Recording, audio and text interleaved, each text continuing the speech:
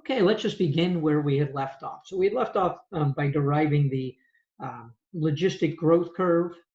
We don't have a formula for it yet. That's what we still need to do. But we looked at the general behavior of this curve. Okay, so the key was we had exponential growth near time zero. Okay, so that would be right at the beginning. This will have exponential growth, but the exponential growth begins to curve back the other way by the time the population has sort of reached the 50% infected mark. We determined that would be the point of inflection. And then in the long run, as the number of infected people, as the number of susceptible people is approaching zero, the rate at which the infection grows also approaches zero. So we level off once towards having everyone be infected. All right, and we talked about how this would work for things other than the spread of disease. So let's pick up with the derivation of that. We're not actually going to derive it. We're just going to give you the answer, and I'm going to attach the derivation in another sheet. It's actually better to look at it slowly in writing and follow it line by line rather than try to watch a video of the derivation. So remember, we were down to di dt was equal to a times I times s, but s was expressed as, oops, not I minus 1, but 1 minus I.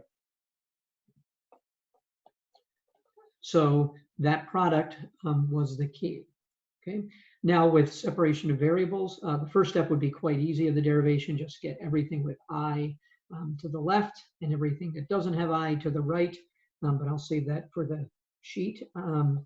The solution to this ends up being the following. Remember, I0 is the initial number, in this case, the initial percentage of infected people.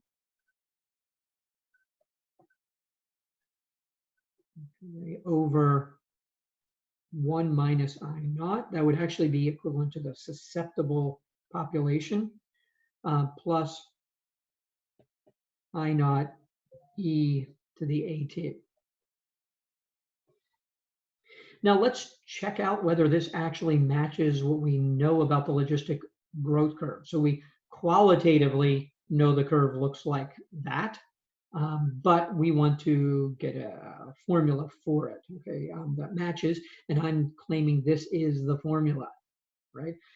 So let's verify that this might be the formula. So let's consider what happens when t equals 0.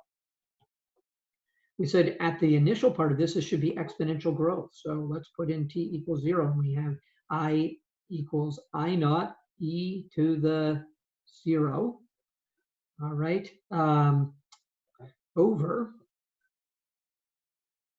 1 minus I naught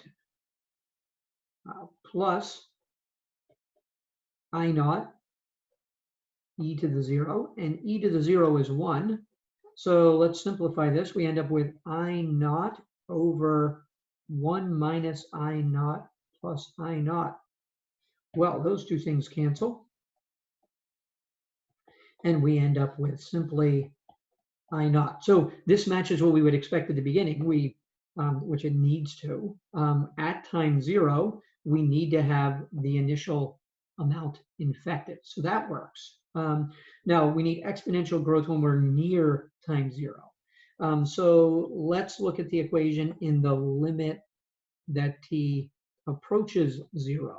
Okay, so if we do that, the limit as t approaches 0 of I, we can look at this and we can say, this is I naught over e to the AT over, what is going to happen here? We'll have 1 minus I naught plus I naught e to the AT, but the key is this is not exactly 1 because the time is just near 0, but these approach 1, the e to the AT approach 1, which means negative I naught plus I naught cancel out. These cancel. Okay, now the the numerator. So the denominator basically will reduce to 1. The numerator, on the other hand, while e to the at is approaching 1, it's not exactly 1. The little bit of difference is going to matter because I naught is also small. So that product of the two small things does matter. So at the beginning, this reduces to this formula here, which is the exponential growth formula. So as when the time is really small, e to the at is not exactly 1, but essentially you're going to have these two terms in the denominator cancel out. They're going to be so close to 0 that when we subtract them from 1, we're essentially left with 1 in the denominator, and that gives us what we would expect, right? Now we can also simplify the formula, right, in one case. Okay, so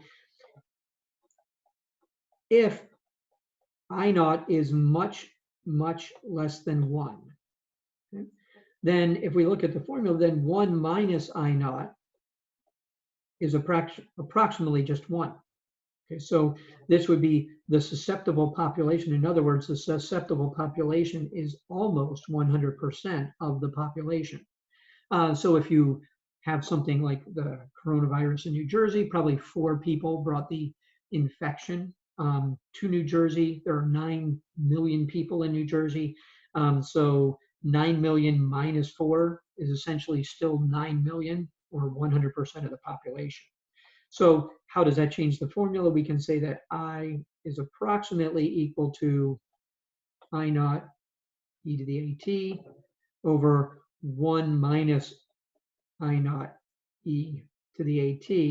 And this has a little more symmetry to it. You can see that the second term in the denominator matches the numerator. So, but what's going to happen here is initially the denominator is about very close to 1. And so we just have the exponential growth of the numerator. But as time goes on, we are going to end up with the denominator also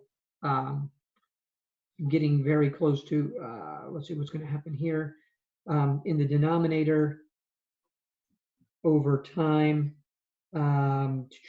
when this gets really big, I'm sorry, this is a plus sign right here, not a minus sign. That is a plus. That's why I was stumbling for a moment there.